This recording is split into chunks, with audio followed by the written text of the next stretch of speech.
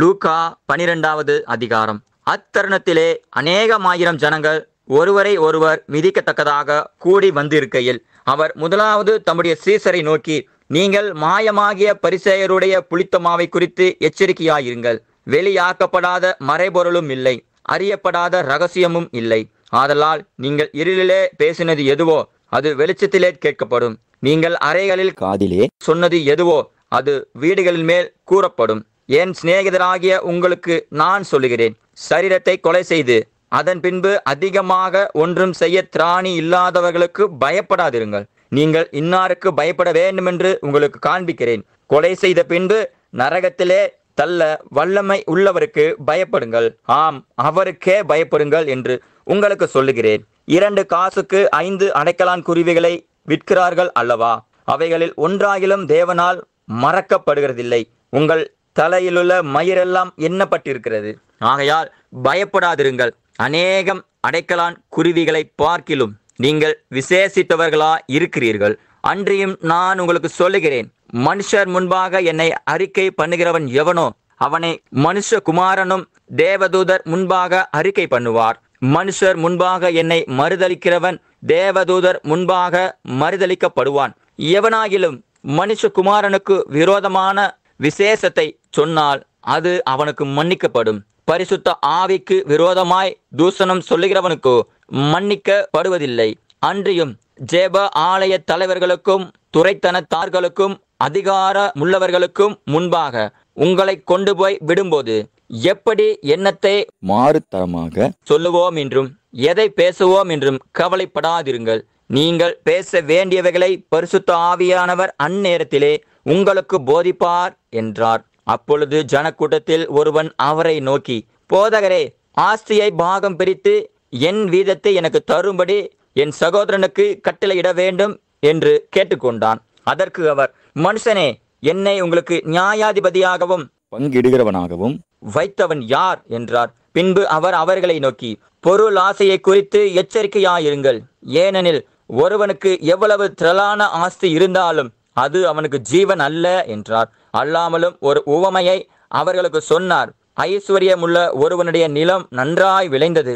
அப்பொழுது அவன், நான் என்ன செய்வேன்? என் தானியங்களை சேர்த்து வைக்கிறதற்கு இடம் இல்லையே.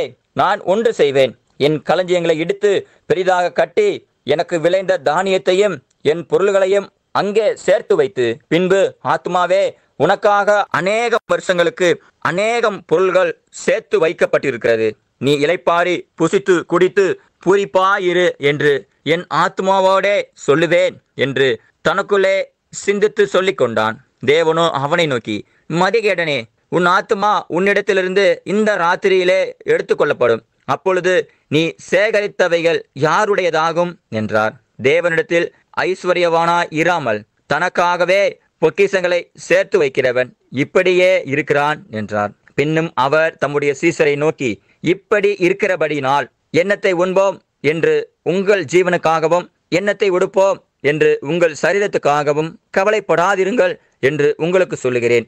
ஆகாரத்தை பார்க்கிலும் ஜீவனும் உடையை பார்க்கிலும் சரீரமும் விசேஷித்தவைகளாய் இருக்கிறது. காகங்களை கவனித்து பாருங்கள்.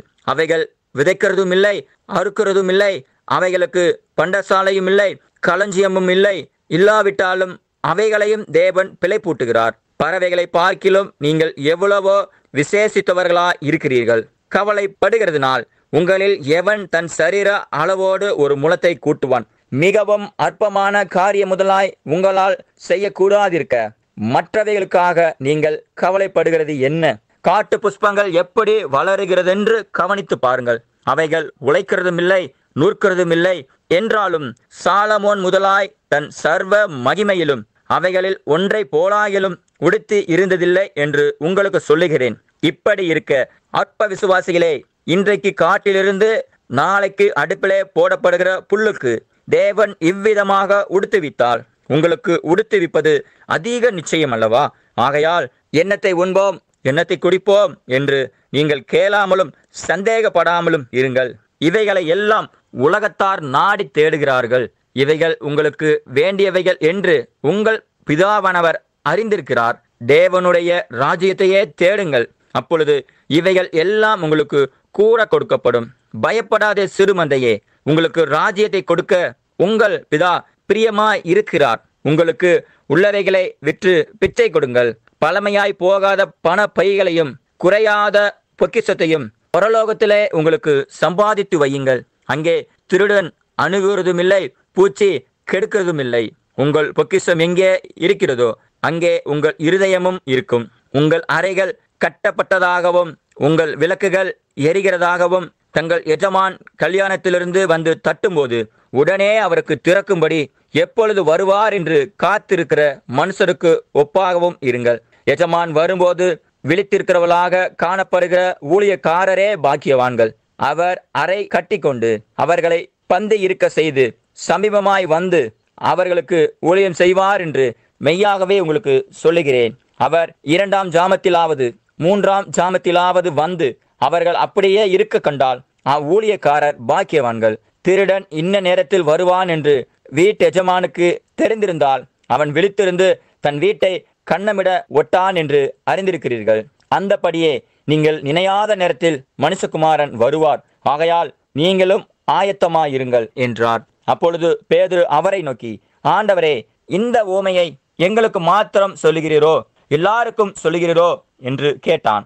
அதற்கு கர்த்தர், பணிவிடைக்காரருக்கு தகுதியான காலத்திலே படி கொடுக்கும்படி எஜமான் அவர்கள் மேல் அதிகாரியாக வைக்கத்தக்க உண்மையும் விவேகமும் உள்ள விசாரணைக்காரன் யாவன்? எஜமான் வரும்போது அப்படியே செய்கிறவனாய் காணப்படுகிற ஊழியக்காரன் பாக்கியவான்.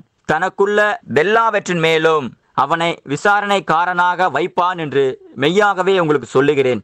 அந்த ஊழியக்காரனோ என் எஜமான் வர நாள் செல்லும் என்று தனக்குள்ளே சொல்லிக்கொண்டு வேலைக்காரரையும் வேலைக்காரிகளையும் அடிக்கவும் புசித்து குடித்து வெறிக்கவும் தலைப்பட்டால் அவன் நினையாத நாளிலும் அறியாத நேரத்திலும் அந்த ஊழியக்காரனுடைய எஜமான் வந்து அவனை கடினமாய் தண்டித்து உண்மை இல்லாதவர்களோடே அவனுக்கு பங்கை நியமிப்பான். தன் எஜமானுடைய சித்தத்தை அறிந்தும் ஆயத்தமாய் இராமலும் அவனுடைய சித்தத்தின்படி செய்யாமலும் இருந்த ஊழியக்காரன் அநேக அடிகள் அடிக்கப்படுவான். அறியாதவனாய் இருந்து அடிகளுக்கு ஏதுவானவைகளை செய்தவனோ சில அடிகள் அடிக்கப்படுவான். எவனிடத்தில் அதிகம் கொடுக்கப்படுகிறதோ அவனிடத்தில் அதிகம் கேட்கப்படும். மனுஷர் எவனிடத்தில் அதிகமாய் ஒப்புவிக்கிறார்களோ அவனிடத்தில் அதிகமாய் கேட்பார்கள். பூமியின் மேல் அக்கினியை போட வந்தேன், அது இப்பொழுதே பற்றி எரிய வேண்டுமென்று விரும்புகிறேன். ஆகிலும் நான் முழுக வேண்டிய ஒரு ஸ்நானம் உண்டு, அது முடியுமளவும் எவ்வளவோ நெருக்கப்படுகிறேன். நான் பூமியிலே சமாதானத்தை உண்டாக்க வந்தேன் என்று நினைக்கிறீர்களோ? சமாதானத்தை அல்ல, பிரிவினையே உண்டாக்க வந்தேன் என்று உங்களுக்கு சொல்லுகிறேன். எப்படி எனில், இது முதல் ஒரே வீட்டிலே 5 பேர் பிரிந்திருப்பார்கள். 2 பேருக்கு விரோதமாய் 3 பேரும், 3 பேருக்கு விரோதமாய் 2 பேரும் பிரிந்திருப்பார்கள். தகப்பன் மகனுக்கும், மகன் தகப்பனுக்கும், தாய் மகளுக்கும், மகள் தாய்க்கும், மாமி மருமகளுக்கும், மருமகள் மாமிக்கும் விரோதமாய் பிரிந்திருப்பார்கள் என்றார். பின்பு அவர் ஜனங்களை நோக்கி, மேற்கே மேகம் எழும்புகிறதை நீங்கள் காணும் போது மழை வருமென்று சொல்லுகிறீர்கள், அந்த படியும் ஆகும். தென்றல் அடிக்கிறதை நீங்கள் காணும்போது உஷ்ணம் உண்டாகும் என்று சொல்லுகிறீர்கள், அந்த படியும் ஆகும். மாயக்காரரே, பூமியின் தோற்றத்தையும் வானத்தின் தோற்றத்தையும் நிதானிக்க உங்களுக்கு தெரியுமே, இந்த காலத்தையோ நிதானியாமல் போகிறதென்ன? நியாயம் இன்னதென்று நீங்களே தீர்மானியாமல் இருக்கிறதென்ன? உனக்கு எதிராளியானவன் உன்னை அதிகாரியினிடத்திற்கு கொண்டு போகிற போது வழியிலே தானே அவனிடத்திலிருந்து விடுதலை ஆகும்படி பிரயாசப்படு.